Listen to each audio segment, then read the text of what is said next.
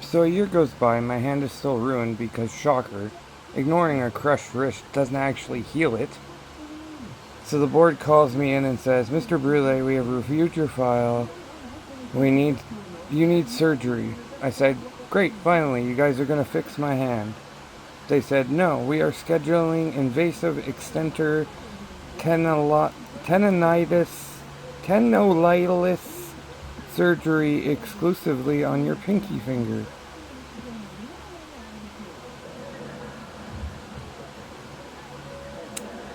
Let's look at the math here. 12 months earlier, case management legally declared my pinky completely uninjured, so they wouldn't have to pay me benefits. But now, they're deploying their statutory power to order a surgeon to slice that into that exact same uninjured finger. I'm standing there like, hey, wait a minute. Slapnuts, you said that finger didn't exist to the financial ledger, so why does it suddenly exist to the scalpel?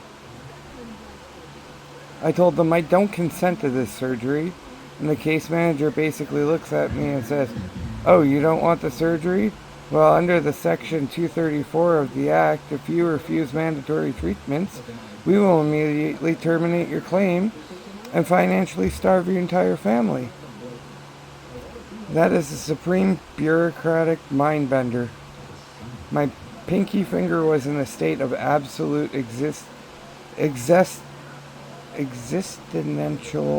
superpower. It was Schrodinger's pinky. It was Schrodinger's pinky. It doesn't exist when it's time to pay my wage loss, but it definitely exists when it's time to get chopped up by an independent contractor. So they forced me into therapy. They stuck my hand into hot wax. Do you know what hot wax does to end-stage complex regional pain syndrome? Makes things much worse. Much more painful.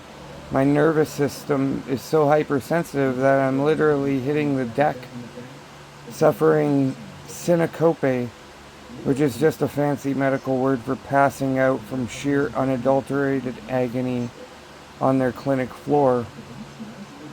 And while I'm lying unconscious on the linoleum, the board is looking at their watches going, well, technically stationary. Let's log this as a rehabilitation success.